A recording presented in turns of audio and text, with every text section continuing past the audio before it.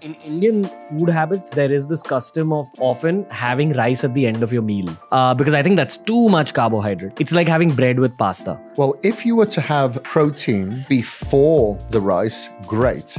But if you're having carbohydrates and then carbohydrates, is that what you're saying? Yes. Then that's bad. You're doing the right thing by leaving the carbohydrates last on your plate.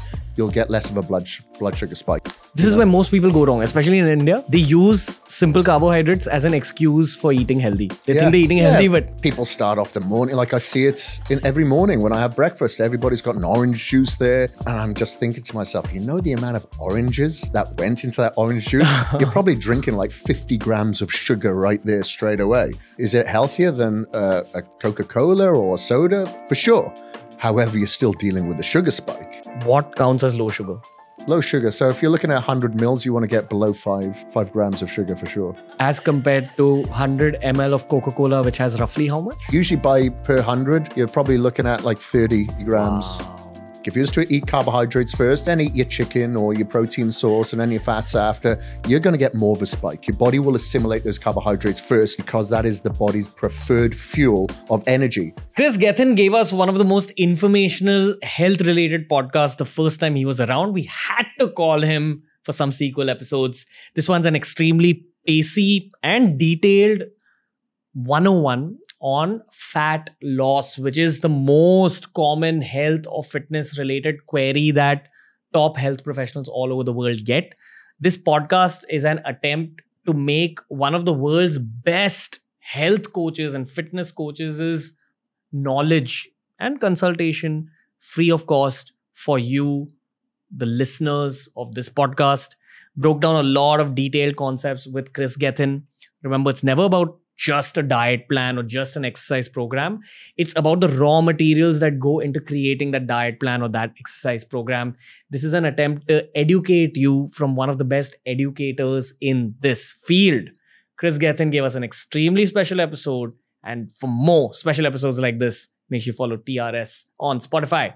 We're Spotify exclusive, which means that every episode's available on Spotify 48 hours before it's available anywhere else in the world. The same knowledge that goes out to John Abraham, that goes out to Hrithik Roshan, that goes out to UFC athletes is coming your way through this episode. You're going to enjoy this one. You're going to gain a lot of value, but I also recommend that you check out the first episode that we did. Now, I'll let you slip into this very special, very fast episode, which is fat loss centric. Enjoy yourselves.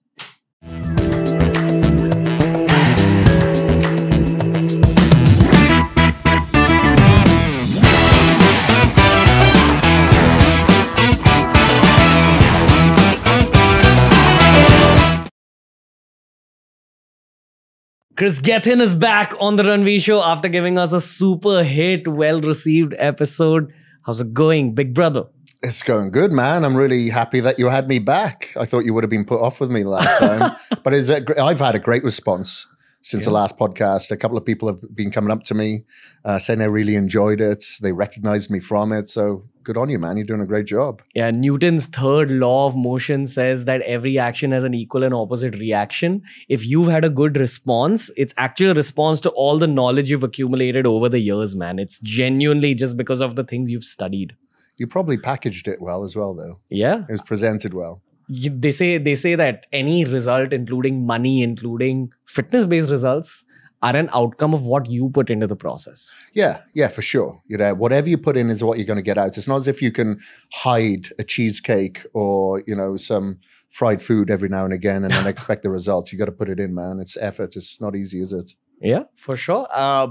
In saying that it's not easy, I also feel fitness, fat loss, weight loss, as a lot of people call it, it's really difficult initially to change your systems.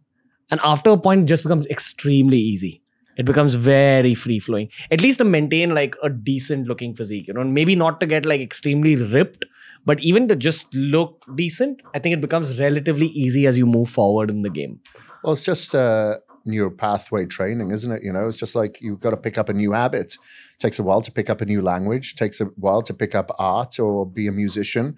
It takes a while to pick up fat loss and to get away from the addictive foods that we've been marketed to, you know? So, you know, you eat sugar on a daily basis or have it in your coffee, you're going to crave it. So it takes a while to step away from it. Where do you begin this conversation? Like when you have someone who comes to you with a fat loss inquiry and say, I'm not going to kind of sugarcoat my words, save the fat, and they want to lose weight. They want to get into shape. What would you do to begin this process for them? I don't even look at the nutrition to begin with. I always look at their lifestyle. Are they under a lot of stress? Are they getting enough sleep? A lot of the time, if they're really tired, they're not getting enough sleep, they're emotional. And when they're emotionally charged, they make bad decisions. So then when we look at their sleep pattern to begin with, and then the body being made up of 75% H2O, are they drinking enough? Because again, if they're lethargic because they're not hydrated, they're going to reach for the bad food to give them energy. The body's going to crave sugars to give them instant energy. So that's what I usually look at first and make those changes before we even go near the nutrition, because otherwise it's going to be an uphill battle. They're constantly going to be fighting these cravings. They're constantly going to be fighting lethargy, so they can't even be active. So we need to fix those things first. And then I start looking at the nutritional profiles that will be ready for them. Of course, it comes down to little and often, like grazing intervals with the food so we can keep the blood sugar levels stable. But without the foundation in place. What does that mean? What you just said? So little and often, many meals. So I usually get people on a fat loss diet to eat 5 to 6 meals a day so they can keep their blood sugar levels stable, because especially with obese clients, the majority of obese clients that I deal with, when I ask them how many times a day they eat, it's usually twice. They'll miss breakfast, they'll have a big lunch, and they'll have a massive dinner and think, because they're trying to lose weight, and I think that is the way to do it. But because their blood sugar levels have dropped so much between these long intervals of not eating, then they overeat, and a lot of the time on the bad food. But because they haven't eaten for so many hours and haven't had that many calories during the day, it's like they justify the bigger meals and the extra calories that the body just cannot assimilate. When you eat that much food in one sitting, now you're in basically a carb coma. Like you just cannot move. You don't have the energy because your body's energy reserves are being utilized to digest all this food. So you don't feel like moving. So that's why little and often fueling that gas tank, making sure that you're putting good quality wood on that fire to keep that fat burning flame firing all the time is the best way. Before I ask you the next set of questions, I want you to explain the ABCs of blood sugar. Okay. What does that even mean? Because I think it's actually a misunderstood term. Sure. Okay. So everybody has food that gets converted into sugar into their system. So basically, in a form of glycogen. And if you overeat carbohydrates or any type of sugar, complex carbs or simple carbs, that's sugar, then you are going to have this huge blood sugar spike, but then you're going to have this crash. The crash is the problem. The spike isn't too good either, because if you have too much of a spike, your body cannot assimilate all these carbohydrates and it spills out of the bloodstream. Now it becomes fat storage. Okay. And then further from that, you have this dip. When you have the dip, your energy levels are low. You generally have cravings because you're trying to stabilize those blood sugar levels. So it's a vicious cycle of these ups and downs, ups and downs. Now, if you have good quality food and smaller meals, but split up instead of, say, 3 square meals to, say, 5 or 6 meals, smaller meals, you're going to have much more stability. So you won't have the overload of sugar into your fat stores, and you won't have the dips where you're lethargic and craving for something to bring your blood sugar levels back to norm. Okay, correct me if I'm wrong at any point in what I'm going to say. But basically, you can think of carbohydrates as a chunk of food. And when it's broken down by your body, it's converted into sugars, which get sent to your bloodstream. Correct. So sugars would be like the building blocks of carbohydrates. Yes. Now, in saying that, there's certain carbohydrates that get absorbed very fast by your body. The fastest one is pure table sugar. Yep. Then you've got simple carbohydrates like white rice or like flour, regular purpose flour. Well, they're complex carbs. They're complex carbs, but they are starchy carbs that can digest quite quickly. Some individuals digest them quicker. Other people don't. So what would you put in the simple carb bracket? Simple carbs, so that is going to be a little bit more like fruits. So fruit sugar. Things like a banana will have a lot of sugar in it. Now, that's a great form of fuel. However, if you're trying to burn fat, maybe you need to eradicate it because you're trying to burn off body fat, not the sugars from that banana. Gotcha. You know, if you're on a diet. And then you're going to have things like honey. Even though honey is very healthy, it's got antioxidants in there, it's still a sugar, you know, and that's where people get healthy eating mixed up with fat loss. Right. This is where most people go wrong, especially in India. They use simple carbohydrates as an excuse for eating healthy. They think they're eating healthy, but people start off the morning, like I see it in every morning when I have breakfast, everybody's got an orange juice there. And I'm just thinking to myself, you know the amount of oranges that went into that orange juice? You're probably drinking like 50 grams of sugar right there straight away. Yeah. Is it healthier than a Coca-Cola or a soda? For sure. However, you're still dealing with the sugar spike. You know, if I test that on my blood glucose monitor, I'm getting a massive spike. I got a massive spike just eating a banana. And I'm a muscular person. I'm an active individual. So if it's having that effect on me, then someone that's trying to lose body fat, it's going to be hazardous. Yeah. We've also got to highlight proper complex carbohydrates. Yeah, complex carbohydrates. So you're looking at rice, your potatoes, your oats, your quinoa, you know, any sort of tubers, sweet potatoes. And there's a sort of spectrum of like healthier complex carbohydrates versus things that get absorbed by your body very fast. Yeah, that's right. So would you place white rice on one end of that spectrum? I mean, I'm just curious. So again, everybody digests rice differently. Some people will digest rice, like a lot of Asian communities, will digest rice quite well and not get a sugar spike. But others will have a sweet potato and not get a sugar spike. So for me personally, if I have white rice, I get more of a sugar spike. But if I have sweet potato, I don't. But it could be the opposite to someone else. So everybody's individualized like that. But as a whole, the faster digesting carbohydrates are going to be like your white potato, especially if it's hot. And we'll talk about the difference of a hot potato and a cold potato in a second. You know, white rice. When we're talking about oats, a lot of people eat quick oats because it's quicker to cook. That gives you a big insulin spike over rolled oats. So it's not only the categories, but the forms of those categories. And with potato, and it can happen with rice as well, but it definitely happens a lot with potato. If you have a boiled potato and eat it warm, it'll generally give you a spike. However, if you want to make that carbohydrate an insulin-resistant starch carb, you let it cool down. Which means you basically slow down the rate of absorption in your bloodstream. Exactly. So at the moment, you know, because we're going into a hard fat loss phase now with Hrithik. So now he is eating all of his carbohydrates cold. He can have the protein warm, that's fine, doesn't make any difference. But all of his carbohydrates now are cold, so he doesn't have a spike as he once did. Once this potato rule that you spoke about with hot potatoes versus cold potatoes, it applies to every single carbohydrate. Yes, but more so with potatoes. If you bake the potato, okay, you'll get more of a spike than if you boil it. So if you boil it, you have more water in it, and leave the skin on there because the skin has a lot of the nutrients. It has a lot of fiber in there. So the fiber actually slows down the delivery as well. So I suggest having a skin with the potato as well. So say you're combining your carbohydrate with some protein like chicken or paneer or whatever, and you're combining it with some form of fiber in the form of maybe like a salad.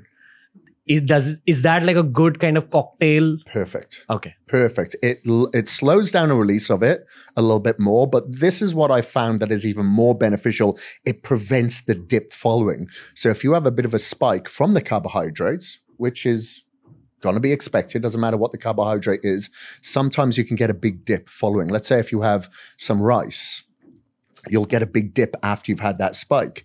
However, if you add some fats, add some fiber, add some protein and fiber in particular, then it prevents the dip following. So if you don't have that dip, you don't have the craving, you don't have the lethargy, you don't feel tired, so you have more energy stability. Okay. What's the best kind of complex carbohydrate in your head for Indians? Like, what have you noticed about Indian genetics? Because sweet potatoes. Okay. I find sweet potatoes and oatmeal is fine. Rice for some individuals, not every individual. But, you know, it's funny. A lot of people will say, hey, well, you're going to get that spike because you're not from here. You haven't grown up eating rice. To a certain degree, that's going to be correct. However, I've noticed when I've compared my blood sugar spike on rice compared to a lot of other Indians, it's the same. If anything, I get less if I'm going to compare myself equally to someone else because I'm a bigger individual and I'm very insulin sensitive, so I don't get the spikes as much. So that's why I'm doing these tests at the moment, because if I get a spike, the majority of people are going to get a worse spike. Yeah. I'm going to highlight a very Indian problem here and ask a Welsh trainer to sort it out. In Indian food habits, there is this custom of often having rice at the end of your meal. I don't know if you've noticed this. Like you'll order in a biryani or you'll order in a rice at the end of your lunch or dinner, which I've always found a little strange because I think that's too much carbohydrate. It's like having bread with pasta. Do you know what I mean? Like you've had like a naan, you've had a Romali roti with your dinner, and then you order like rice along with it. What does that do to the blood sugar levels? Well, if you were to have protein before the rice, great. But if you're having carbohydrates and then carbohydrates, is that what you're saying? Yes. Then that's bad. That's terrible. You're doing the right thing by leaving the carbohydrates last on your plate. You'll get less of a blood sugar spike. If you used to eat carbohydrates first, then eat your chicken or your protein source and then your fats after, you're going to get more of a spike. Your body will assimilate those carbohydrates first because that is the body's preferred fuel of energy. However, if you're double spiking carbohydrates, that's going to be horrendous because like you said, you're going to have energy production or insulin overload from a lot of carbohydrates. And then you're having more on top of that. That's like eating 4 scoops of ice cream instead of 2. Yeah. I've got to highlight Europe, man. Every time I've traveled within the European landmass, I notice that everyone's healthy. Everyone's fit. Like you'll rarely see someone who's even kind of chubby. Yeah. You won't even see a chubby person. Yeah. I've not been to the UK, so I can't speak for the UK. I've been to the US and you'll see a lot of chubby people in the US. Yes, for sure. But what is it about Europe in general? And I'd probably even like to put Japan in that category. How is everyone there just kind of sexy? How they just like, how do they look good? There's several reasons. I'll highlight them for you.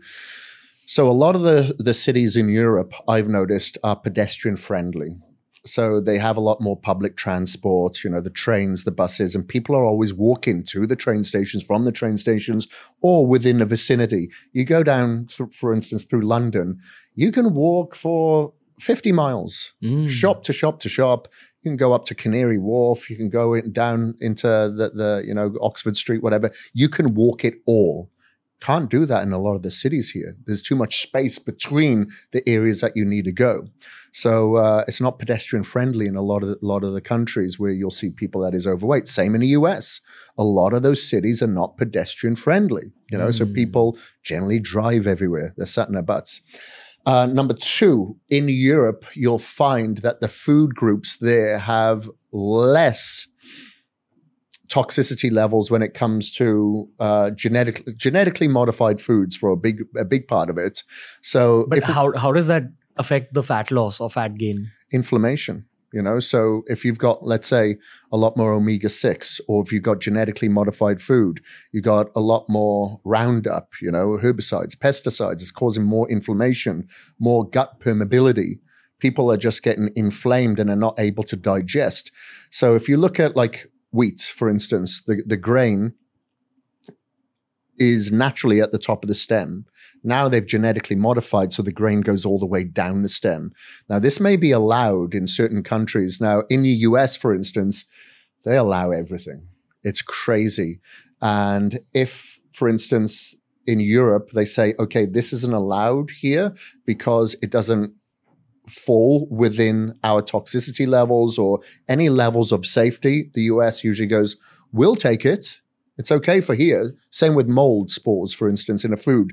So if grains are not dried out immediately after they've been harvested, it can get moldy, and you have mold stores. So those toxicity levels will not be allowed to a certain degree in Europe, but in other countries, they will be. So it inflames your digestive system. Yeah. But again, I'm assuming that that prevents your body from readily absorbing the nutrients in the food and the food in general. Yeah. But how will that make you fat? So there's a few reasons on how inflammation can cause problems. It could cause arthritic joints. You're not going to be as active. You're not going to be able to digest the foods. So you're not feeling as good. You're not going to be as active. If you've got like higher omega-6 profiles, so let's say factory farmed fish. Let's talk about salmon. So if you're going to get factory farmed salmon, it's or basa, which is a very common Indian fish. You know, and lots of Indian folk who want seafood in restaurants will specifically ask for basa fish. Basa. But I've got to highlight basa here before you continue. Basa, okay. So if that's factory farmed, generally they're fed a lot of antibiotics because, pardon the pun, they're packed in like sardines, okay? And they're basically eating their own feces. There's nowhere else for them to go. So they're fed a lot of antibiotics.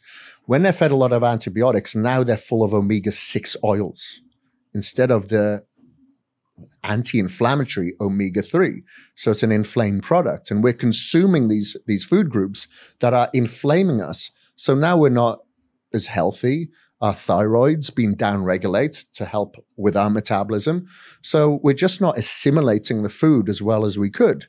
And in a lot of these countries as well, you're having foods, you look at the labels and you can't even pronounce them.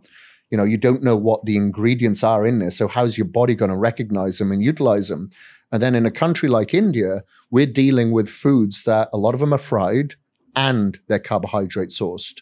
So when you're having fried foods, fats, omega-6, and a lot of carbohydrates, then that's why you'll see why diabetes is growing here. Or now they call it diabesity because it's obesity combined from diabetes. Got it. You were talking about the European sexiness. So I stopped you at the second point.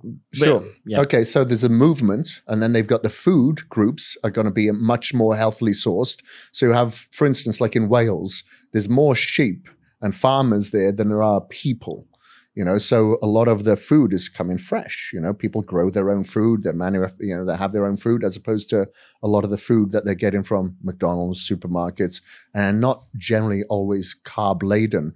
If people are eating carbohydrate based foods, they're usually naturally sourced. Okay, so they're more kind of farm to table instead of more, I guess, pharmacy to table. And the majority of the antibiotics in other countries, as opposed to, say, Europe, are consumed through the food that they're eating, not from the pharmacies where they're being prescribed or the doctors that they're being prescribed, which is very, very different to a lot of other countries, such as the US, for instance.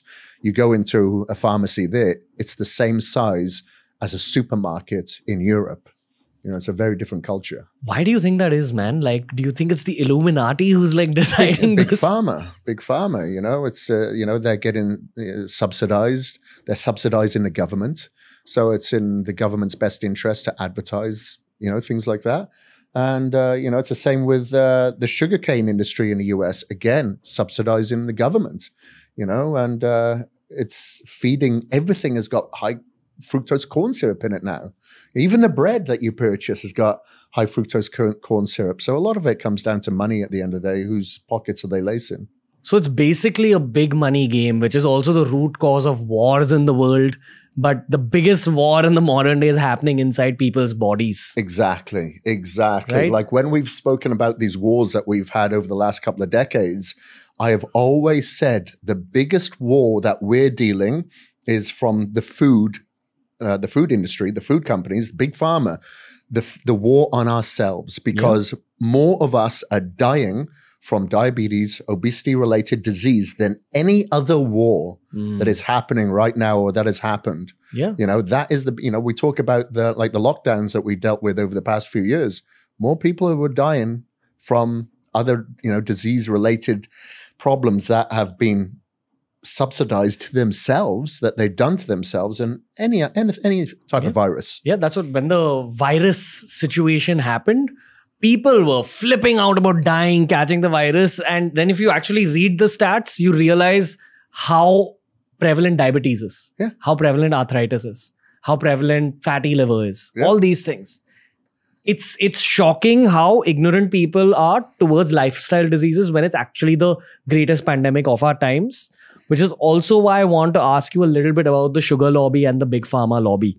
For people who've not understood these concepts. And for people who are hearing it for the first time, I think it's a very important human concept to understand, because it's a reflection of the times that we live in, and it's a reflection of the urban jungles that we live in, and all the marketing that's fed to us, and everything that we're told since we're kids, where we're told to attach happiness to soft drinks and to sugar-laden liquids. Yeah, cereals. Emotions are tied in to those substances, and they are substances, they are drugs, they're not naturally meant to be in the human body.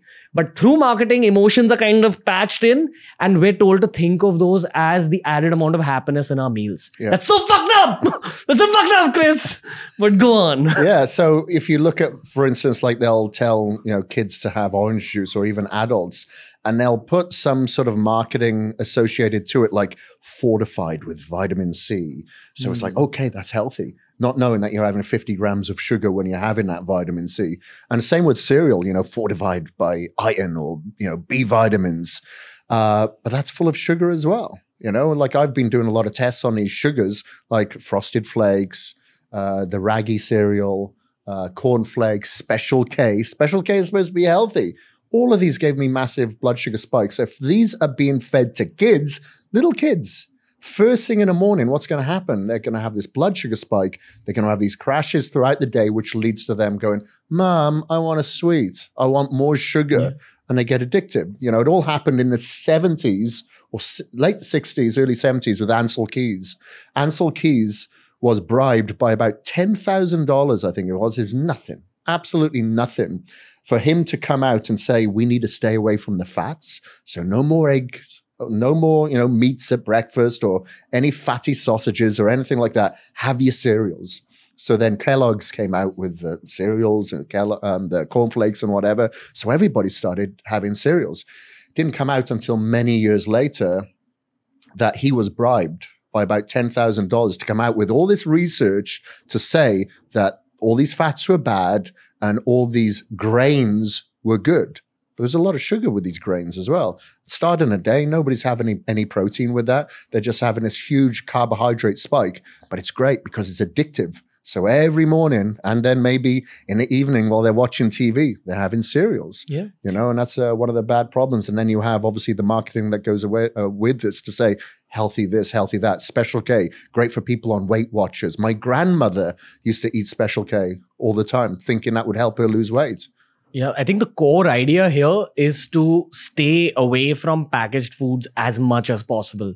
If it's packaged, even if it says healthy, it's very likely that it's not healthy. And if you want to tell whether it's healthy or not, you've got to understand what goes into truly organic food. Like you need to be able to turn that packet around, read it and break it down. And that'll take at least a year or two of self-education. Yeah. And if you look at the ingredients on the back of a product and it like exceeds 10, there should be some alarm bells there, you know? And if you look at a lot of the foods that have fat and carbohydrates combined, again, alarm bells. This has been shown in studies to light up what's called the bliss point in our brain. That bliss point creates addiction. Like you never see a strawberry and an avocado combined in nature, You don't see that. You either see a carbohydrate or you see a fat in nature. Never together, but we're combining all these together to create these bliss points of addiction. What is a bliss point? Bliss point where they'll show scans in the brain where you get this dopamine release after you have a certain food group and it kind of lights up the brain. So that's what's called the bliss point. Is it an outcome of your blood sugar levels crossing a certain mark? Yeah, crossing your blood-brain barrier. And then you just create this addictive. They've actually done more research as well with rodent models where they've had heroin, okay, and they get the rodent addicted to heroin, and then they have sugar and they get the rodent addicted to sugar, and then they put both in there to see where the rodent goes towards. The rodent always goes towards the sugar before the heroin. That's how addictive it is. Wow. And then obviously if we have marketing that goes towards that, it's everywhere you go, especially for people that don't have the discipline or the motivation to say no, especially if they're emotionally charged, if they're lethargic or they're addicted, they're always going to be addicted. Which brings me back to the beginning of this podcast. I feel it's only difficult in your first 3 months. And as you keep moving forward in your fat loss journey, it keeps getting easier because you realize what effect these foods have on your body. Which also brings me to a very real world problem that I think humans all over the world face.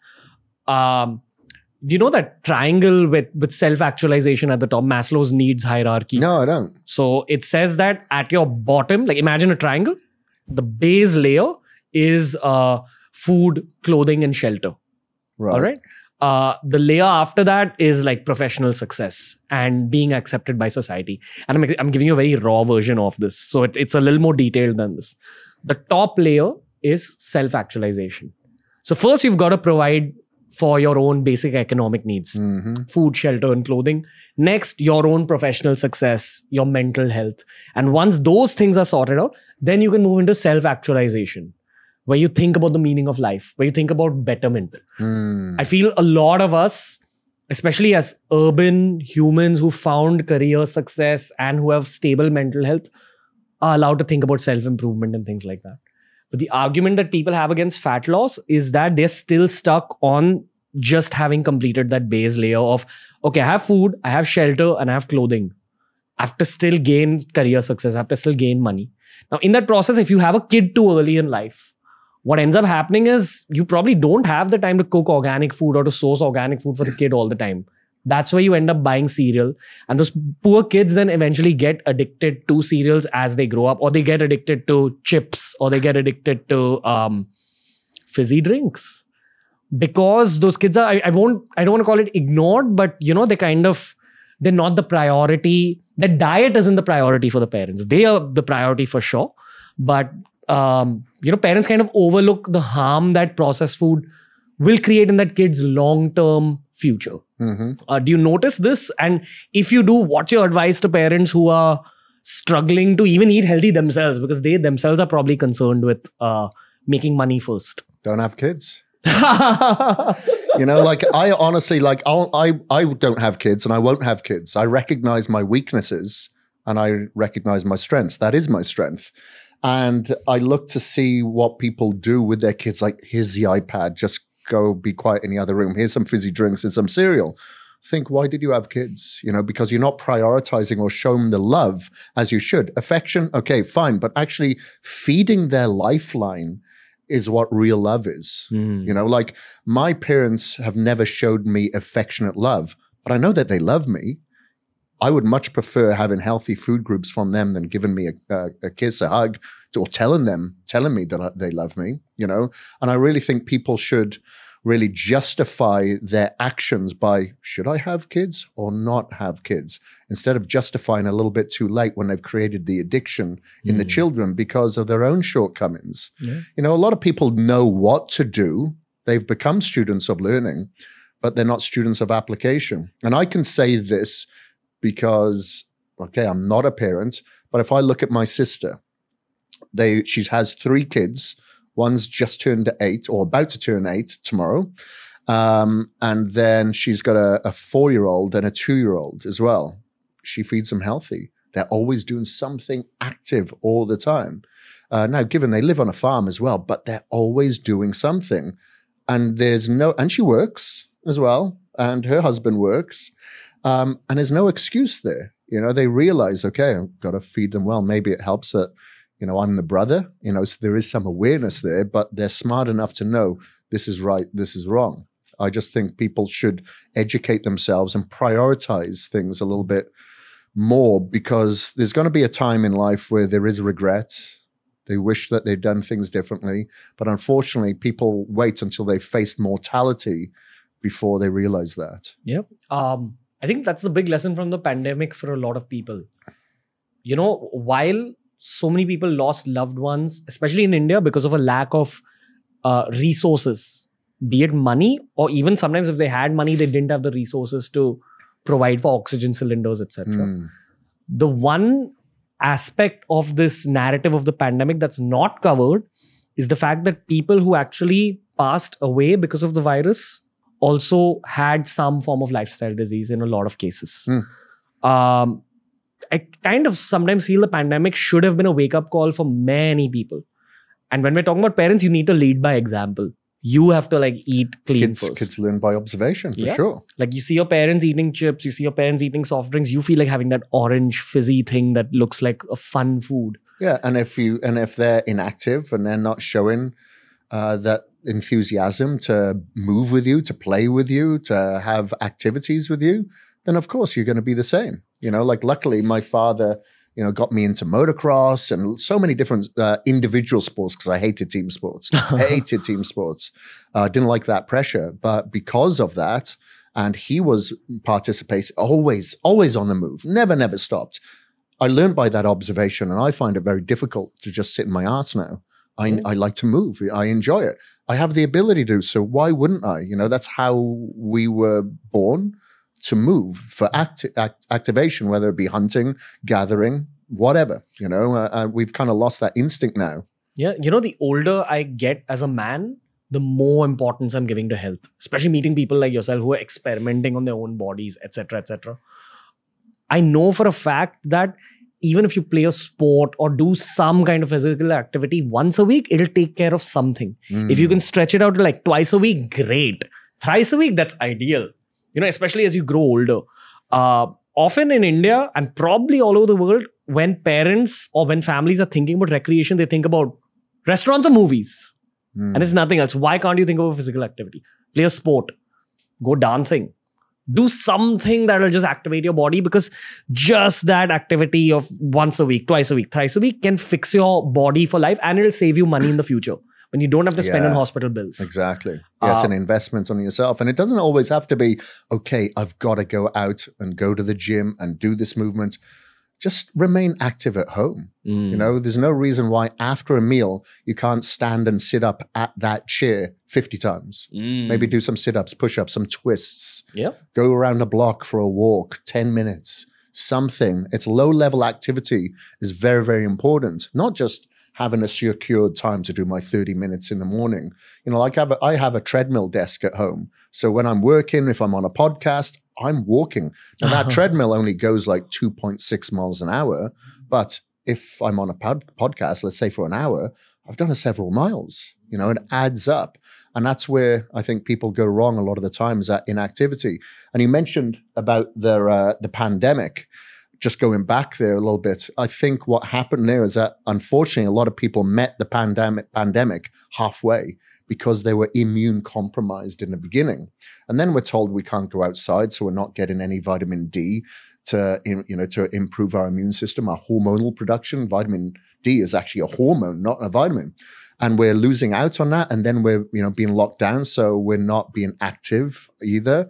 And unfortunately, a lot of people are ordering food. I don't know if it happened here, but the things that did stay open over in the US was the liquor stores that only, so you could get that delivered. And you could go to the drive-through at all the fast food chains because they were open. Everything else was closed down. So people were then meeting this virus halfway by being immune compromised, which is very, very unfortunate. But I hope it was a wake-up call for a lot of people that, look, if you have the ability to move, you have the ability to eat cleaner, then please do it. Yeah. Again, it's so sad.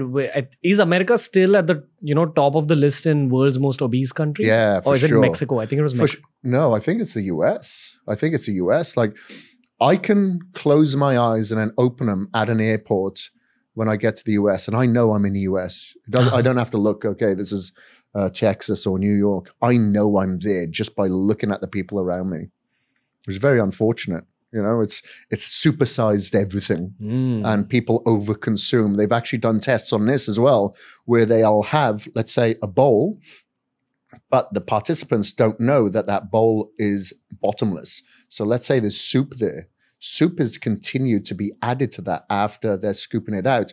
And they always eat at least 50, sometimes 30 to 50% more, not knowing that that bowl is being refilled. Or if they put, let's say, a serving size that is, let's say, twice the size of what is needed for the average person, they will eat what's on their plate. They don't want to waste anything. So people are over consuming a lot of the time. You go to a buffet, it's like, hey, I've paid my bit. Okay. You go to Las Vegas where they have buffets everywhere at all the hotels. People are huge there. People are over consuming. And it's fucking delicious food. Yeah, I know. But again, it's lighting up that bliss point. So you think it's delicious. When people always search for fun foods instead of functional foods, forget the fun, because that's not going to be fun in your future. Yeah. You want to have the functional now, so you'll have the function in your later life. Yeah. And everything's got the high fructose corn syrup. Yeah, for sure. How though? I mean, they put a little bit of that in all their food, right? In a lot of foods, not all the foods, but a lot of them. Yeah, and it has a lot of complications associated with it. I know people that have actually had like limbs amputated because of the overconsumption of high fructose corn syrup. Okay. That's a little crazy, but I mean, not hard to believe. Also, I think one of the first business lessons I learned in life was the fastest way to make money is to get people addicted to your product. Oh, of course. Though it's an unethical aspect of business, but it's true in the case of Facebook. It's true in the case of e-commerce like Amazon. Yeah. It's true in the case of any business. Can your business be that good that if you take that business out of someone's life, their life will be shaken up? That's the goal with any business. Now here you've got products that actually biologically turn people into addicts of your product. So of course you're going to put more of that shit.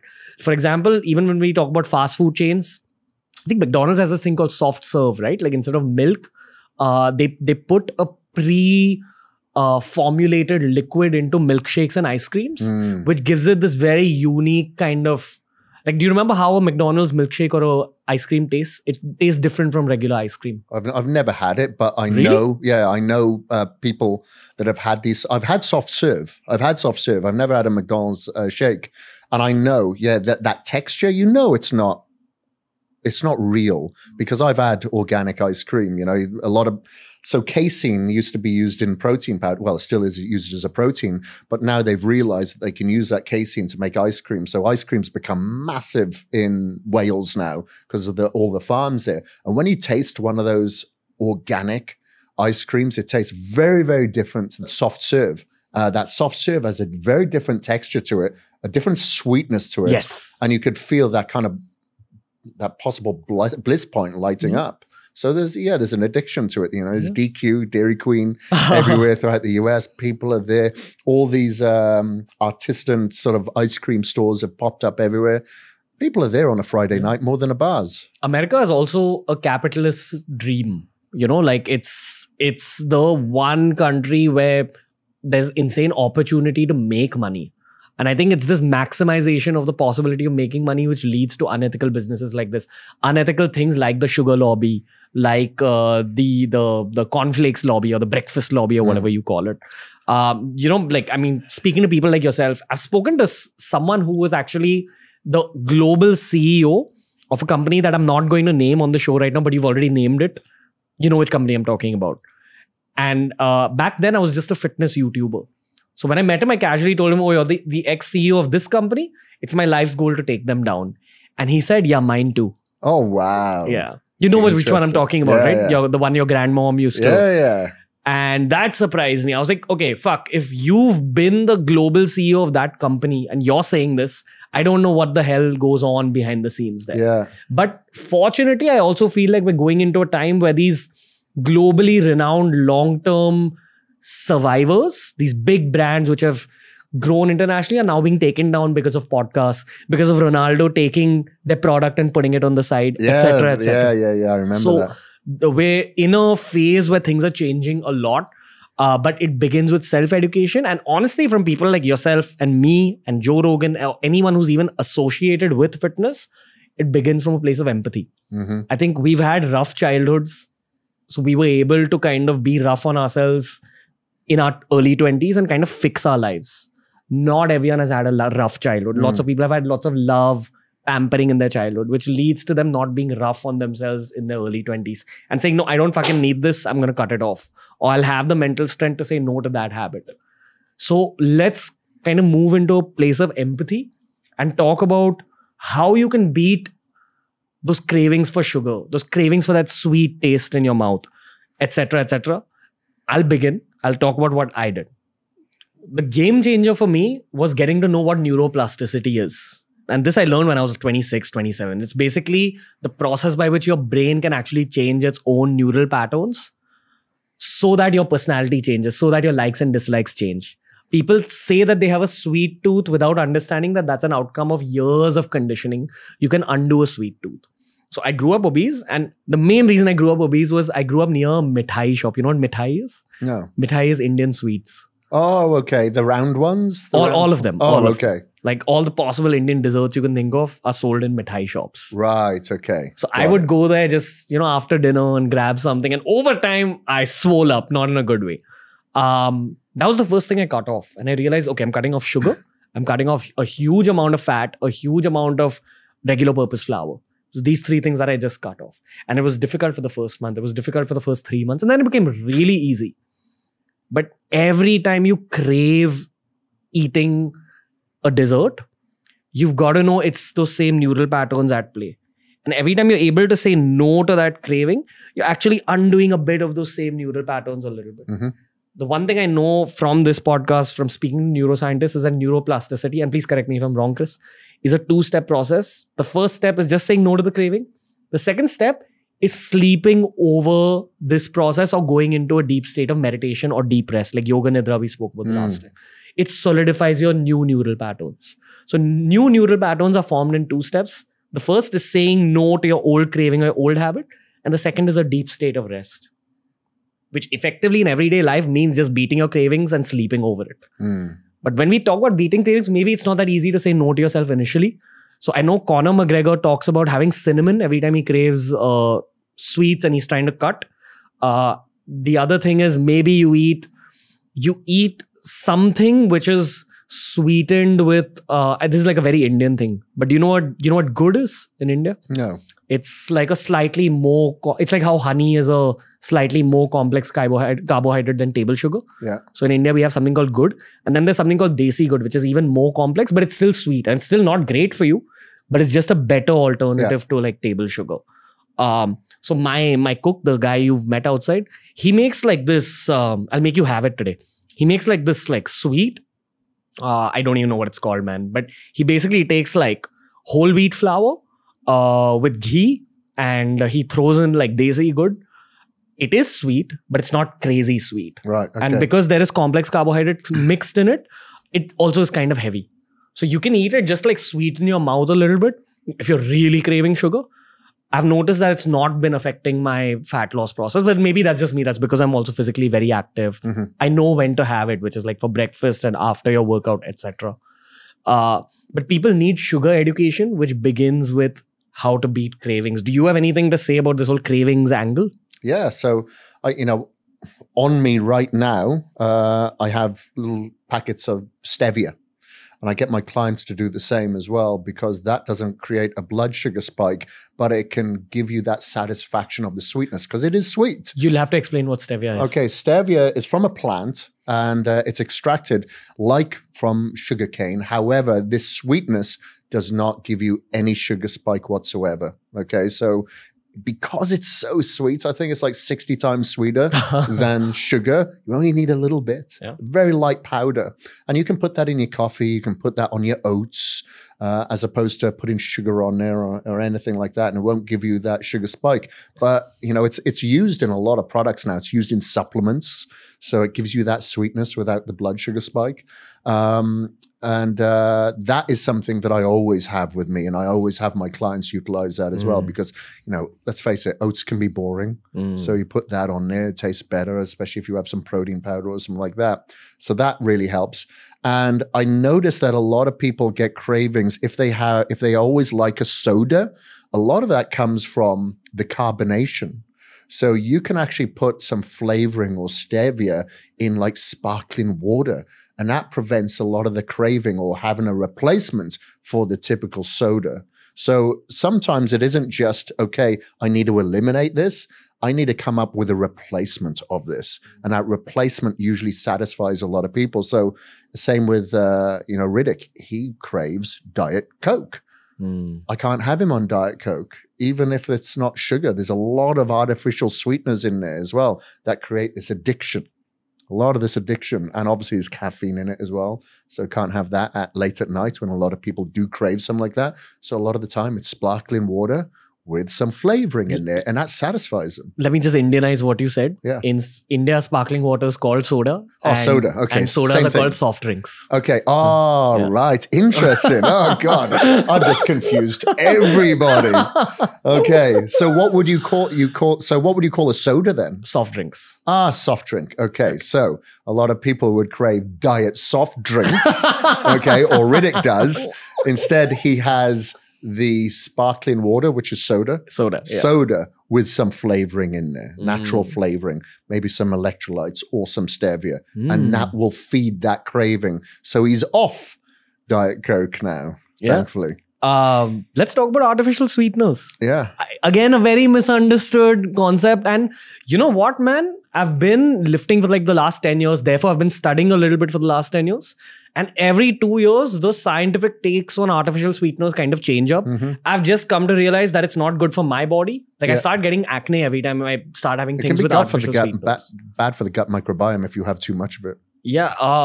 So, and this is not just the case with me. All my bros who started lifting at around the same time, they face the exact same problem. Yeah. Indians are more prone to acne. I don't know why.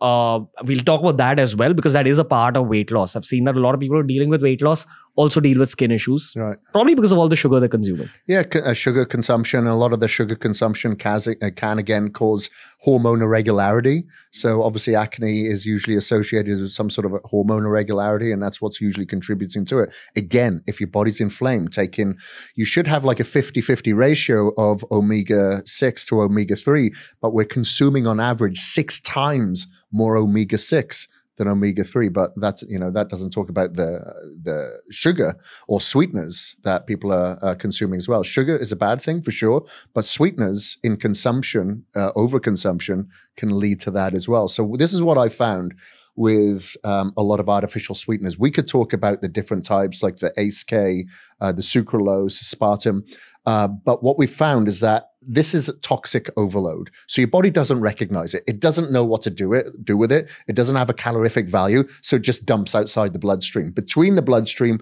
and the fat stores. So now to get the fat to go into the bloodstream is a little more difficult because you have this toxic overload there. Like a layer of oil or something. Yeah, well, it's not oil. It's just toxins. Just like you get pollutants, you get heavy metals, you get toxins. And the sugar, this artificial sweetener, is a toxin in the body. You're basically polluting your blood. Yeah, or outside of the bloodstream now. You pollute the blood, it doesn't recognize it, it gets rid of it. It dumps it in the body, okay? Now you're on a fat loss diet. You're trying to utilize the stored body fat as energy to be put into the bloodstream to be expired, okay, to be utilized. But it can't get into the bloodstream as readily as it once did because you have this toxic overload in the way. So that's one of the reasons why I suggest people don't overload. A little bit here and there, just like anything in balance is okay. But when you have an overload and the body's just constantly not recognizing this and you've got inflammation, it's going to be very difficult for people to, realize their goals. Is a little bit truly okay? I think it is okay. Everything in balance. It's very difficult for a lot of people to completely exclude it from their diets. I would always say, go for stevia whenever possible. But a lot of people just don't like complete flavor without some sort of sweetener if it's not sugar. I've done these tests with my own supplement company, tried to put it out there with just stevia. People are like, I'm not going to consume this. So you just put a little bit of, say, sucralose to disguise the bitterness of the stevia. People consume it, Gotcha. But it's a little bit. What does it do to the gut biome? And why is the gut biome important? And what the F is the gut biome? Okay. Let's go there. So just think of, say, this live culture in your gut, okay? Like an ecosystem. Yeah, an ecosystem. Yeah, correct. And it's very important. Some doctors will call it your second brain. I actually call it your first brain because a lot of your hormones are actually produced within the gut. Hold on, bro. When you say gut, you mean small intestine and large intestine? Yeah. Okay. Well, your stomach, not your intestines. Okay. But you could include your intestines, your intestinal wall. But usually within the stomach, you have, like you said, this ecosystem. And you should have healthy bacteria in there to produce, to keep your immune system strong, to produce hormones, to help with the digestion, obviously, of your food. Now, if you have too much inflammation in there or too many artificial sweeteners or consumption of these artificial sweeteners or bad foods, omega-6, then you're going to have what's called like gut dysbiosis, irregularity within your gut, that you don't have the permeability that you once did. So your body's not going to absorb the foods from the stomach. Okay. Now you're not going to produce the hormones that you need to stay mentally healthy or physically healthy. So this inflammation within the gut, if you keep having inflammation, this can lead to a chemical imbalance in the brain as well. So a lot of people that are dealing with some sort of mental disorder, whatever it may be, can be led to the food that they're eating, which is causing some gut dysbiosis and inflammation. Like bad mental health can be linked to your gut health. Can be, yes. Not always, but not always. It is a factor. Yeah, can be. So I always look at the gut microbiome first. Do they have a healthy ecosystem? If not, why not? Could be because they've consumed way too many antibiotics over years. Like when I've had surgery on my body, I've had physical injuries and I've had surgeries. I've never taken the painkillers that the doctors have prescribed after. Never. I'm like, I'll deal with the pain instead of the repercussions that I'm going to have with the gut dysbiosis that this could possibly give me. I'm not saying that everybody should take that route by any means, but that's how important the gut is. And I've experienced this before when I've had gut dysbiosis myself and, forms of irregularity, which led to, I'd say, different types of mental disorder. And one of those disorders led to lack of sleep, because it's basically your hormones are all over the shop and your brain, your body is basically saying, hold on, we need to fix things. And you're like trying to search for the answers. You don't know what it is. Do I need to take medication? Do I need to take a supplement? No, you just need a healthy gut. So that's why it's very, very important whenever possible to eat organic, to eat wild caught, to eat humane raised, so you're not consuming all of this artificial crap and toxic overload that is causing inflammation. Because when I really cleaned up my diet and looked at the sources of the food that I was eating, I got rid of the inflammation everywhere. I thought the bad knees, the bad elbows, the bad shoulders I had was from weight training. And it wasn't, because I was always doing that, but that's what I blamed it on. And when I completely cleaned up my diet, I no longer had this inflammation in my joints, which I thought was from activity or getting older, Yeah, 100%. Same. Like I've had the exact same experience. Bad elbow inflammation just went away when I started eating cleaner. In saying that, let's boil it down to basics. Could you list out foods that are bad for your gut biome versus foods that are good? Okay, for sure. So sugars. Terrible. Stay away from sugars at all costs. I hear people all the time that they say, okay, but I'm an active individual. I play sports. I need to have these sugary energy drinks. No, you don't. Have something that, if you're an active individual, have something healthy. It could be fruits. Just a banana. Yeah, just a banana. If you're having plenty of carbohydrates in your diet, your liver and your muscles are going to store plenty of carbohydrates as energy. Like I've completed Ironman events by eating very, very well this several days before and, supplying my muscle and my liver with plenty of glycogen. Of course, I'm fueling myself up during that time, but you don't need a lot of these energy drinks. You don't. Maybe electrolyte drinks for sure. You're perspiring a lot of your minerals, so you don't want to have any imbalances. But then, and staying away from omega-6 oils, so vegetable oils. A lot of the food that we consume today is in vegetable oil and it's fried within vegetable oil. These rancid vegetable oils are pro-inflammatory to our guts. Also, I want to highlight one more aspect of the same concept. When you eat out, you're often having a dish that's made with a lot more oil. Yeah. So say the amount of oil that they're putting in that fried rice or the fried chicken is equivalent to all the omega-3 good oils that you consume in the week, because you're just consuming a teaspoon, a tablespoon every day of that. But on Saturday, on Sunday, when you're ordering your butter chicken, when you're ordering your butter naan, or whatever it is, it's not just the butter they're putting in a lot of other oil. The total quantum of that omega-6 fat that you're putting into your body outweighs the amount of omega-3 you're putting in. Yeah, and 99% of the time, even if you go into a fine dining restaurant, they're cooking it in like canola oil, soybean oil, some type of vegetable oil. What's the cooking aspect of that? It tastes better? Oh, no, it's cheaper. It's much cheaper than if you were to go and get, an olive oil, a cold press olive oil that comes from Italy, Sardinia, somewhere like that. And it's obviously going to be fresh. Within 6 months, you want to try to have it consumed. Otherwise, it's sitting on the supermarket store, but that's for months on end, turning slightly rancid. That's going to be much better than a vegetable oil. Vegetable oils, the way that they're processed is very, very bad under a lot of heated conditions, sometimes with acids. And we're consuming that, it's very, very bad. So unfortunately, like I'll go to a nice restaurant and I'll always ask, can you tell me what oil this is being cooked in? Unfortunately, a lot of the time it's just vegetable oil because it's so cheap. And I get it in buckets. I'm getting it in little bottles, big plastic buckets. Because of industrial manufacturing, which includes heavily heating the oil, which after you cool it down, like that process of heating it and then cooling it down changes the chemical composition.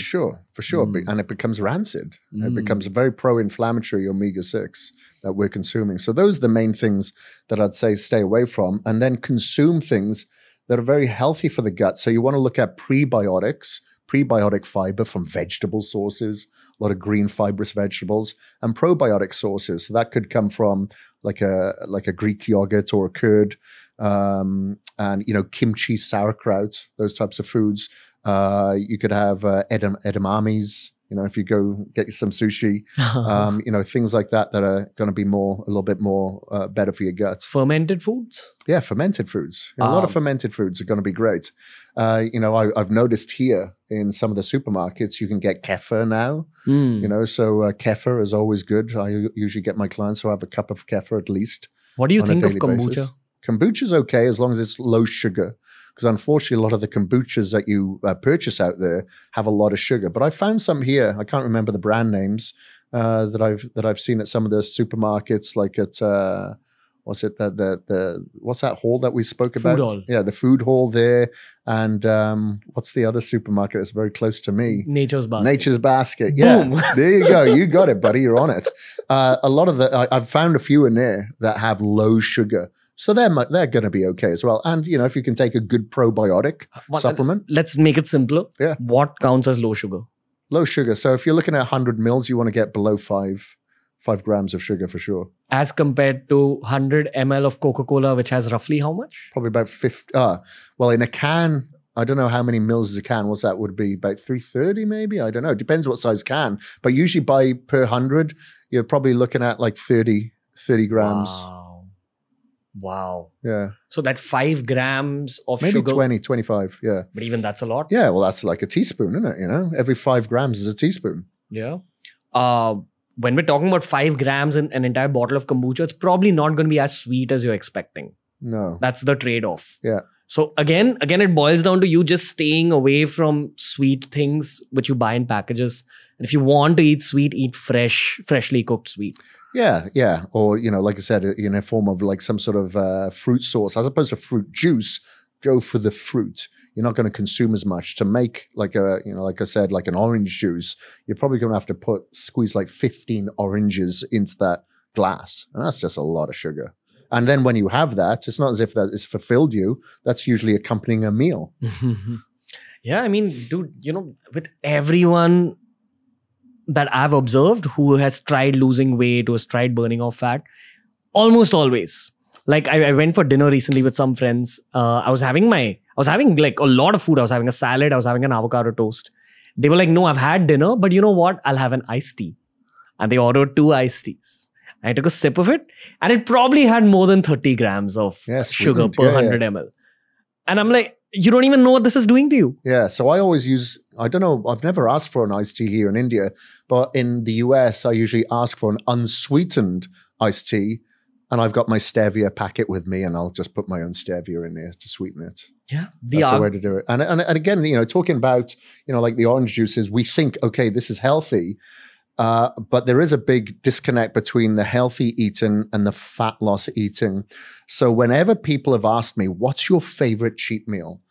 Granola is that for me. And I go, granola, that's not a cheat. Well, I did a test the other day on my blood glucose monitor with granola, and that had the largest spike out of every cereal that I've tested so far. I was disheartened, actually. I was like, that's my favorite cheat. Maybe not, but we would consider something like that as being healthy when it really isn't. It's probably because of the raisins in granola, right? Well, it's not only the raisins that you put in there, but then you have the starch carb in there being the oats that has been cooked. And then you have the honey on top of that as well. So you're having sugar or starch, on top of each other. No protein, if you have a bit of milk maybe. Most Indians believe that granola is diet food. This is international. We all think that. There's going to be some healthier versions than others, but when I had that, me being muscular, being active, being insulin sensitive, having that kind of blood sugar spike, I think I went up to 167, something like that. My danger zone is anything over 130. So it far exceeded that. So you can guarantee most people that are consuming that is going to be even more so. Yeah, bro, the actual problem here is a lack of education. Honestly, it boils down to just wrong concepts when it comes to food. Everyone who's struggling to lose weight actually has wrong concepts, because I've been obese, I've lost weight, I've been relatively really fit for the last 10 years. And it's really not that difficult in terms of diet. Yes, we're breaking it down, but this conversation is sort of from the perspective of putting out free education. When you get down and dirty to daily food activities, it's very few rules you have to follow. It's big for me. I mean, just staying away from sweet things has been a game changer. And I still eat sweet, but once or twice a week, and that's, again, I'm just feeding my natural cravings. Okay, today I feel like eating something that'll make my tongue feel this sweet feeling. Through the rest of the week, fruit in the morning, that's enough. You don't really crave sweets throughout the day. Maybe sometimes after a workout, just one protein shake. It's sweet enough. It's got stevia. Yeah. But your mind basically boils down to you just needing the basics. You start eating more and more like a caveman if you stick to the world of health in the long term. And that's what I actually want to talk about next. There is a trend of the carnivore diet. There's been a trend of paleo. Before that, there's been a trend of keto. It's basically kind of centered around the same concepts, that to truly live like our ancestors and to truly burn off fat, you've got to eat like our ancestors. And it's likely that most of them just had protein and fat, because the human story is at least 3 lakh years old. We know that, 300,000 years old. Some people believe that it's probably even longer than that. The first Homo sapien appeared on Earth way back. And they probably didn't know how to cook. They didn't know how to use flavoring. They didn't know how to use salt. So what is the scientific truth on this caveman style of eating? I think it's absolutely fine, but I think there just has to be a balance to it, because dependent on the season would be dependent on if they had a certain fruit at that particular time. But we know that, there was obviously some sort of protein that was involved in that. And I think there's keto, carnivore, all of that is fine as long as it's not bastardized. So, with keto, for instance, I noticed a lot of people thought, well, I can have as much fat as I want then. Well, it doesn't work like that. It has to be specific to your needs and your energy output. And it doesn't mean that you can eat lots of saturated fats, because that's going to just clog up your arteries at the end of the day. You have to be smart about the way that you do it. And I don't think things like a keto or a carnivore should necessarily be followed for a prolonged amount of time. Just put it in there as needed. I follow both of those diets, but I'll follow them for about 4-6 weeks.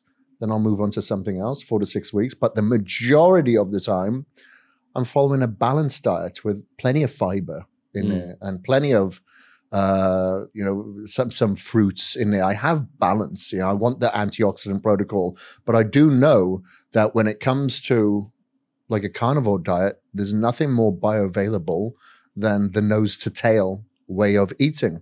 But a lot of people just don't do that. You mean also eating offal Yeah. Like eating the liver, eating the kidney. Yeah, for sure, because it is very bioavailable form of getting those the choline or the vitamin A, your collagen, and getting plenty of glycine with your methionine. So you're going to get a lot of methionine in the muscle meat that you eat. What does that do for your body? So it's anabolic. It's great for building muscle. However, it's not necessary. If you have an overload of methionine and not enough glycine, then that can lead to aging.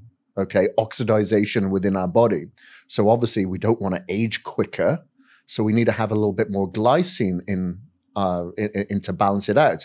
Then the glycine, you're going to find a lot more in, say, the offal, okay, or the bone broth, the collagen that you consume. Or a lot of people just supplement or can supplement with more glycine to balance it out. What does one do for fiber when you're following such a diet? You're going to get that within the food that you're consuming. You're going to have fiber within like the organs, for instance. You know? Really? Yeah. Organs have fiber? Yeah. You can have that. But I would suggest that you follow that for a shorter protocol. Like if you're following something like a carnivore, you can have honey in there. That's absolutely fine. It's coming from a bee, you know.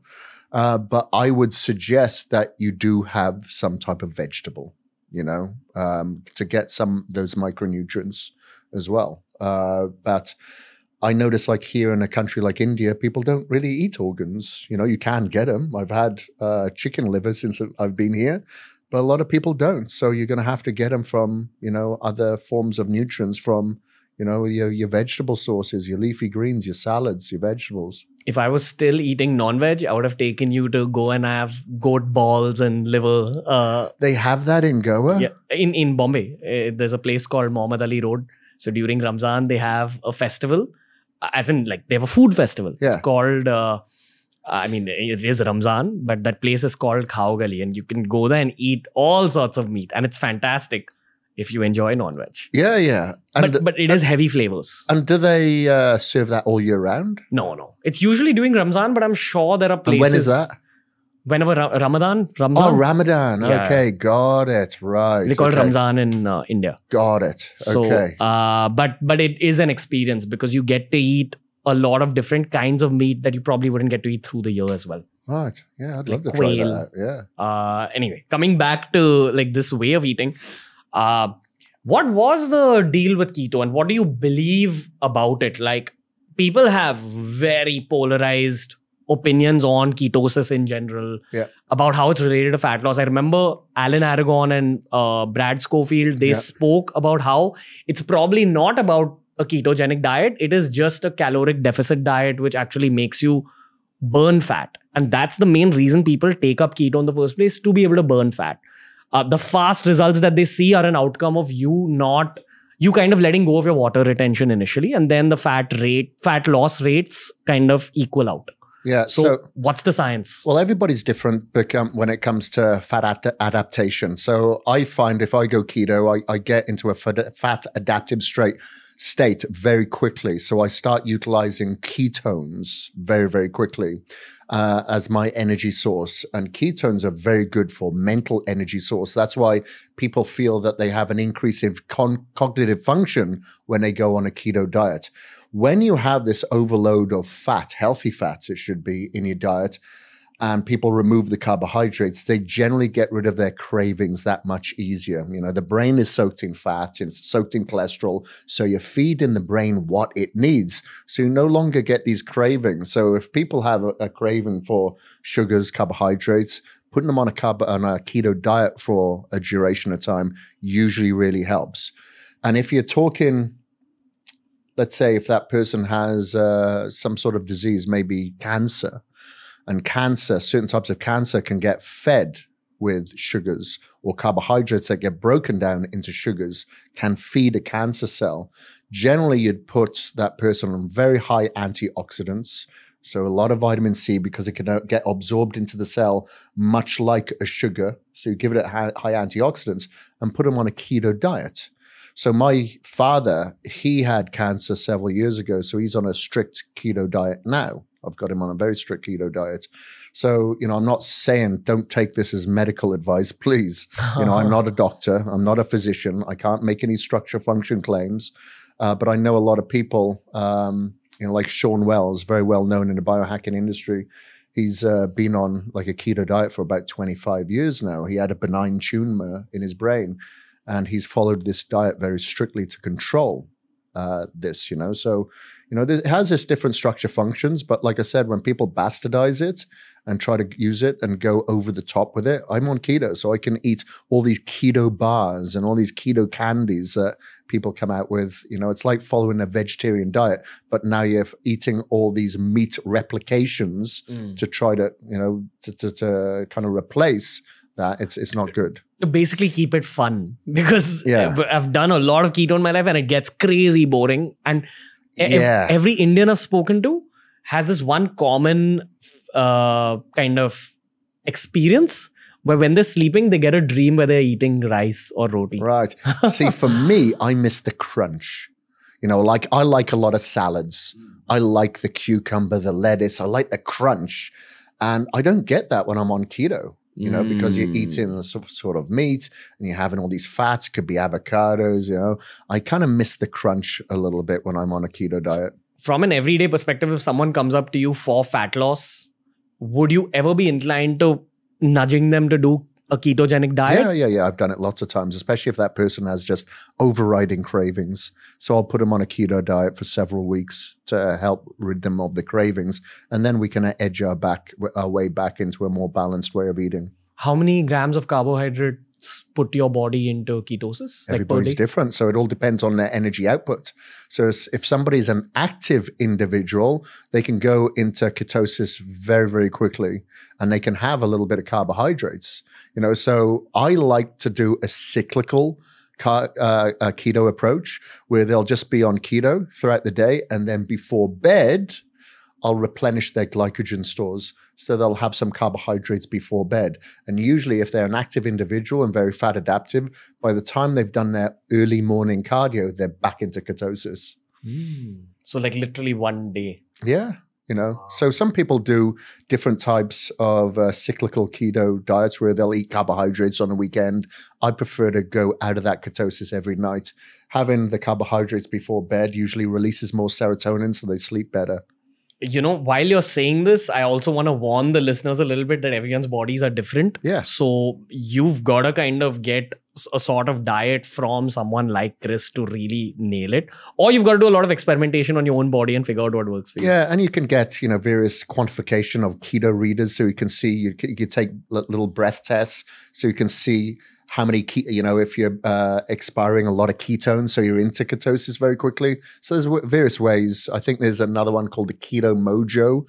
There's various ways of measuring your ketones. Does it truly burn fat faster? Not necessarily, but you can. Some people are people are different. Some people work very, very well on a keto diet.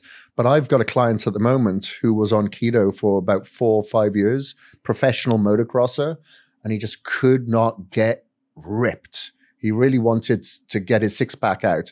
So I got him off the keto diet and went more carbohydrate-based, and he got shredded. Bio-individuality. Everyone's different. Okay, fair. Let's bring it back down to the basics here. So I think we've covered diet aspects. I don't know how much we should talk about protein, because I'm assuming by this point, the people who are listening to the podcast are sort of into health as a subject in general. So everyone knows that when you lose weight, you're supposed to keep your protein intake really high up because you don't want to lose muscle as well. Maybe give a quick number in terms of what's a safe generalized number. If they're an active individual, if they're working out, usually 1 gram per pound of body weight is usually about sufficient. Because not only are you thinking about the recovery, the bodybuilding blocks of building muscle, but for your skin, your hair, your nail growth, eyesight, you need these amino acids, these bodybuilding blocks from the proteins for that replenishment. Yeah, from an everyday perspective, it basically boils down to having a little bit of protein in every meal. Every meal. I don't count it as a meal if there's no protein in there. Got to have something. Do you want to add any other nuggets when it comes to protein intake on a fat loss diet? Yeah, so it's essential that you have that for satiety as well. A lot of people get these cravings and they're hungry because they're not having sufficient amount of proteins. A lot of people have craving in the evening because they're not having a sufficient amount of protein. Like, you want to kill a lot of your cravings, have protein. It can, take a while for, dependent on the type of protein that you're eating, it can take a while for that protein to digest. So it keeps you fuller longer. Okay. So basically, satiety, which basically means how full you're feeling. Yeah. Right. Which was another problem I had with keto, by the way. It was just like I was always hungry, no matter how much protein I had. Maybe it's a combination. Okay, over years of experimenting with my own body and generally observing my Indian friends, clients, etc., I figured that Indians just mentally, not biologically, but mentally, are more likely to burn off fat when, one, they give up desserts or reduce desserts to minimum. Of course. Two, increase your protein intake. A lot of Indians are vegetarian, or at least primarily vegetarian. They'll eat vegetarian food throughout the week. So lots of paneer, lots of lentils, beans, etc. The third angle is, I don't think the Indian mindset is fit for keto. It's just what I've observed about India. There's very few people who are willing to kind of move onto a ketogenic diet full time as well, because we don't have that many meat related options in our diet. Exactly. You'll find some people in Bombay or Delhi, rich parts of Bombay and Delhi, who've eaten non-veg all their life, for whom a keto diet is okay. It's doable, and they enjoy the non-veg. They enjoy eating meat in every meal. But primarily for India, there is vegetarianism as a concept, which is why just keep your food clean. Don't eat packaged food. Try avoiding desserts. Eat protein in every meal. As far as possible, eat cleaner carbohydrates. Yeah, and I don't care if you're following keto, paleo, carnivore, whatever.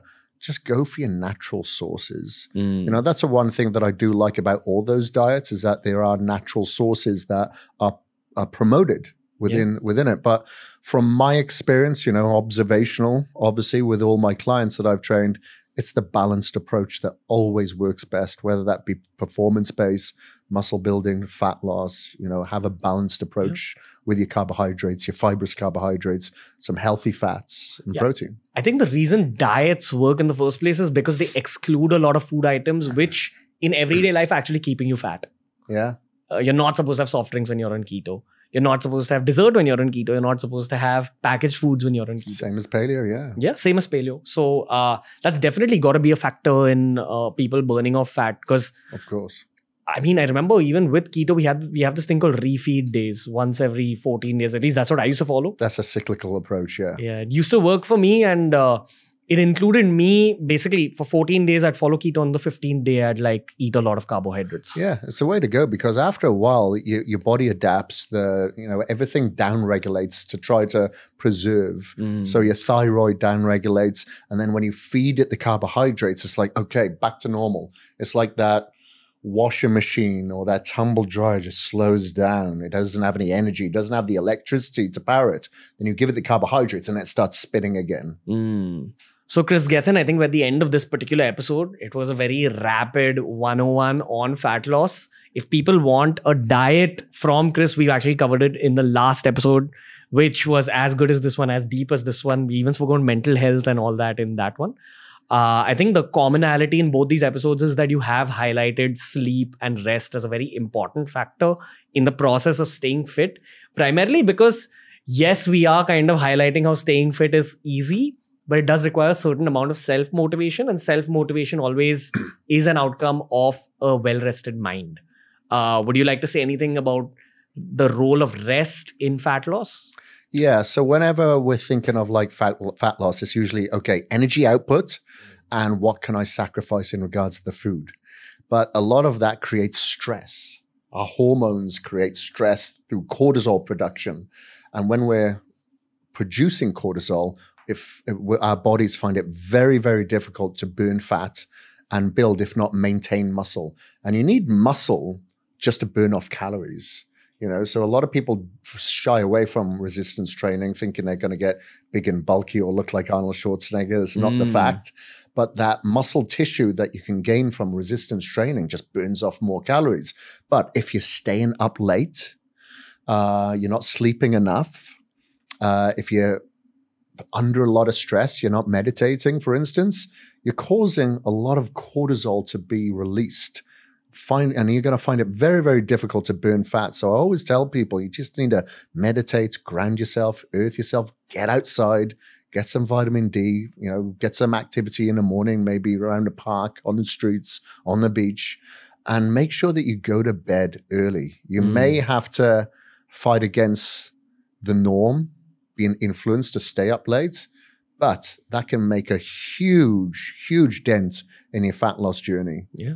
While I thought this was the end of the episode, it's not, because I think you highlighted resistance training, which has been the single biggest factor in my own fat loss journey over the years. It's just much easier to burn off fat when you're holding that much more muscle. And this is true for women as well. Women are often afraid of resistance training because they think they'll get big and bulky. But the way the hormonal system is built, unless they're injecting themselves with artificial testosterone or human growth hormone, they're not going to get big and bulky. They'll actually get athletic, and they'll be able to kind of get that dream Bollywood physique that they dream of. Yeah. Holding muscle on your body is a very important element when it comes to just maintaining your fat percentage throughout your life. Yeah. In saying that, Kris, other than weight training, other activities that actually help build some amount of muscle mass, could sports also kind of factor in?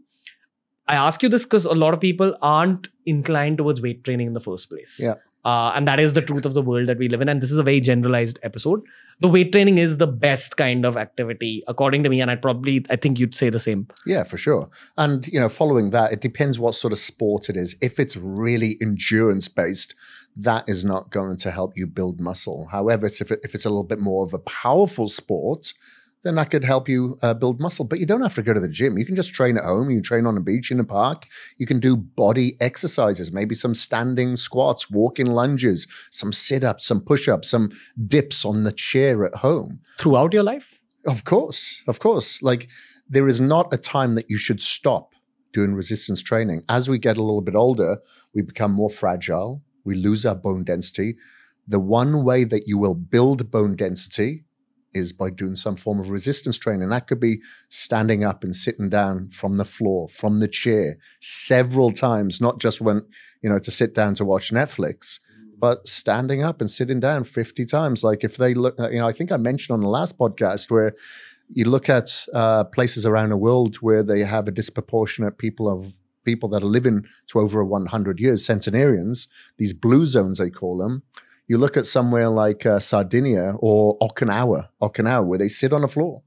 They observe these people that are over 100 years old, and they're standing and sitting down for 50 plus times a day. That is their resistance training.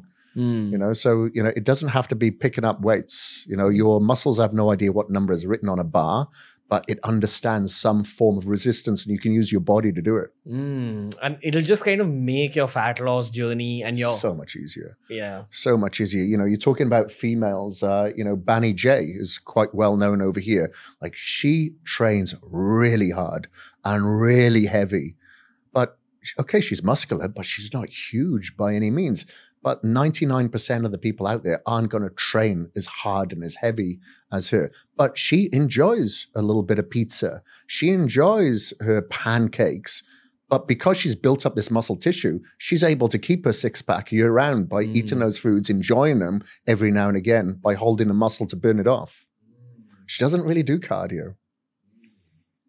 Because this is an Indian podcast, I've got to end it with vegetarianism and veganism. I'm not a vegan. I'm vegetarian. I eat like my paneer, etc. I eat ghee. And I experimented with veganism. It wasn't good for my health. Like I noticed like a huge drop in strength, etc. And you'll have a lot of vegans kind of countering that, saying that, oh no, you gotta do it. You just don't look at this NFL athlete who's vegan. And there are a lot of NBA stars also who are going vegan now. A lot of endurance athletes, a lot of good endurance athletes that are vegan. It's not something I'd follow. I've tried it. I tried it for 2 months straight. What happened? God, I had brain fog. And I didn't even know that I had the brain fog until I started eating meat again. As soon as I ate that first meal, I was like, wow, Cloudy's come back. I hadn't realized. But like loss in strength, my physique went very flat. But I just wanted to try it. So I always try before I buy. Now, I'm not saying that would happen to everybody. One of my best friends in Wales, who's a phenomenal athlete, he does like crazy things like 30 half Ironmen in 30 days, like crazy stuff. He's a vegan. It works for him. It works for him. And he's also a celebrity chef. And it works for him, but not for everybody. Now, I have clients that are both vegan and vegetarian. I have clients that have had great results being a vegetarian. Great before and after pictures. Unbelievable. But when it comes to vegans, very, very difficult. It can happen, but it takes a lot longer. The food variety groups are a lot harder. It's a lot harder to pull down their carbohydrates as well to lose body fats. So, okay, let's talk about this vegetarian versus veganism thing. Yeah. The only addition here is like honey and milk products, I'm assuming. Yeah, but you know, it's different in different countries because like a lot of vegetarians over here don't have eggs, but a lot of vegetarians overseas do have eggs. Okay, so if say, you know, that vegetarians not having eggs in India is called pure vegetarian. Pure vegetarians. Okay, got it. I'm learning things. So the pure vegetarian listeners who don't have eggs, and I'm the same, and my reason for not having eggs or meat is because of my meditation. And there's certain rules I have to follow in my yoga to be able to take the yoga deeper. Got it. So it's like a constant lifelong process, a whole other conversation. Yeah. But I love the gym and I love looking a little muscular at least.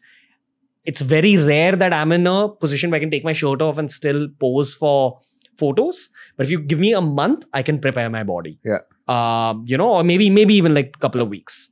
In saying that, paneer is something that has helped me tremendously. For sure. I don't know why. I don't know what it is about cottage cheese. I'm assuming that it's animal protein, therefore... Animal protein is more of a complete protein, has more leucine in it, which is more anabolic, which is one of the amino acids in there. Yeah, so usually what I do is I have... like a couple of plant protein shakes. Yeah. I have, you know, choles, chickpeas. Yeah. I know, of course. Yeah, maybe twice. That's great. Twice a week or so. Well, let me ask you, why don't you have whey protein if you're having dairy? I get bloated and I get a lot of acne. Got like it. The moment I start having whey protein, I don't know. Very interested to see your reaction after having that whey protein. Yeah, I will. I don't know why that is. And I've experimented with good internationally recognized brands, which I don't want to name right now, but I will tell you. I mean, you can guess which ones they are. We experimented with them. I also noticed that plant proteins were suiting my body much better. Don't know why. Maybe it's because of the yoga lifestyle, all that. And I've come from a past where I ate meat every day of my life, up till the age of like 24, 25. Probably as much meat as you ate. Because of being in a Punjabi family, and my parents eating that much meat, etc. So I'm the only vegetarian person in my family now, and they find it weird. Anyway, that's because of my yoga. What I eat now is twice a week tofu, twice a week paneer, twice a week chole. And, you know, that one remaining time, one of the other, you know, whatever, as in one of either paneer or tofu or chole. It's been all right for me. I won't say it's been the same as eating meat. I have definitely lost strength and muscle. I used to do powerlifting, much more chiseled physique. And I think I'm okay with it at this age. You know, there was a degree to which I was pushing myself in the gym back then, which was definitely coming out of a place of anger. And yoga, meditation, all these things kind of work in an opposite direction. It's about getting like calmer, etc. To the degree where I've had yoga coaches tell me that, you know, your weight training, it might come in your way of what you're trying to achieve through yoga. And it's not just flexibility that I'm trying to achieve. There's a lot of mental stuff I'm trying to achieve as well. But I feel like I found a balance. If you were coaching me right now, and I think you've gotten to know me as a guy as well. My spiritual goals, my yoga goals are way higher for me than like the physical goals. But what would you do different? And I don't just speak for myself. There's a lot of vegetarian people in India who are going through something similar. I probably wouldn't do anything different. You got to do what works for you at the end of the day. Like you just said, your spiritual journey is more important to you than your physical journey at the moment. And dependent on what you believe in, we do live on after our physical being leaves us. You know, our soul does, you know, if you talk like you're thinking right now and you can hear your own voice and you can close your eyes, but you can still see me as part of your soul that will always be here. So if that is more important to you, which it should be, then you do whatever you feel that works best for you. You know, your soul's talking to you and telling you, okay, I've got to give up the weight training to the degree that I used to do, and I'm going to go on this journey instead. So that works well for you. I wouldn't step in and, you know, make any adjustments. I don't think. Like a lot of people come to me with different goals and I'll feed those goals. You know, I'm not there to change them. Okay. And again, this is a hypothetical question. If I was coming to you with the intention of getting ripped again, but on a pure vegetarian diet, no eggs, but dairy is all right, what would you change in my diet? Would you be ready to work with that? Yeah, for sure. Of course. You know, I work with vegans and pure vegetarians. But yeah, I'd probably put more first-class proteins in there, you know, coming in the form of more paneer, more whey proteins if you don't have a reaction to it. The plant proteins that you'd be taking in would have to have digestive enzymes with them, because a lot of plants have, plant defense mechanisms called lectins that prevent the digestion of those proteins. And, you know, we need a digestive enzyme that increases the surface space of that peptide to be better absorbed, because it's just the bioavailability of those plant-based proteins aren't very good. Gotcha. And that's probably about it. And in regards to supplements, definitely a lot more essential amino acids. So you can get fermented essential amino acids that aren't coming from an animal source. A lot of those amino acids that you purchase can come from human hair, can come from bird feathers, can come from buffalo fur. Okay, so you go for a fermented source that comes from a plant, but the nitrogen is still there. So I'd have you, like I have my vegan clients on a lot more essential amino acids, because they're really missing out on the complexity of those amino acids, particularly the leucine. You don't think I'll get that from paneer or the dairy?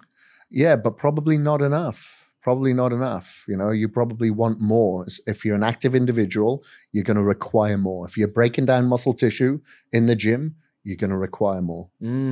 Okay. And one last question when it comes to this pure vegetarian diet. Can someone, if they're really serious about their diet and the supplementation, can someone on a pure vegetarian diet achieve a body like a Hrithik? Or, forget even Hrithik, a LeBron James. Just athletic, doesn't have to have a six-pack, but... Of course. Okay, that is possible. Yeah. The only thing that holds them back is just the versatility and the variety of the foods. It can become pretty boring and bland, but that's what you have to deal with. Gotcha. You know, it's not as if you can have, this type of poultry and you have some fish. It's like, no, you've got these 3 food groups and you have to stick to that. Gotcha. Kris Gethin, another epic episode comes to an end. I hope you had fun. I had a lot of fun. We haven't covered the fat burners aspect of fat loss, and that's where we'll begin our next episode, which is about supplementation. Okay. So, Kris Gethin, I thank you once again. Brother. Thank you, sir. Thank you.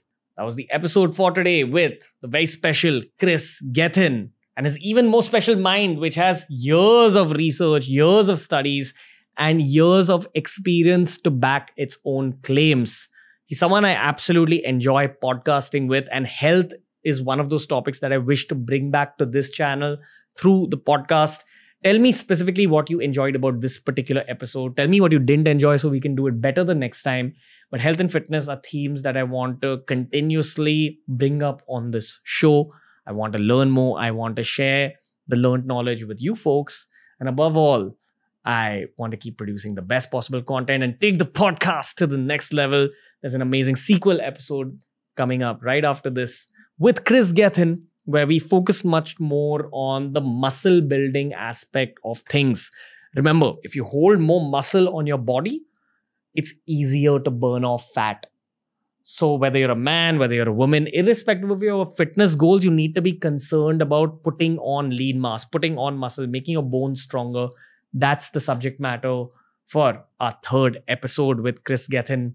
For more episodes just like this, make sure you follow us on Spotify. Every episode's available on Spotify 48 hours before it's available anywhere else in the world. Kris Gethin will be back soon on The Ranveer Show.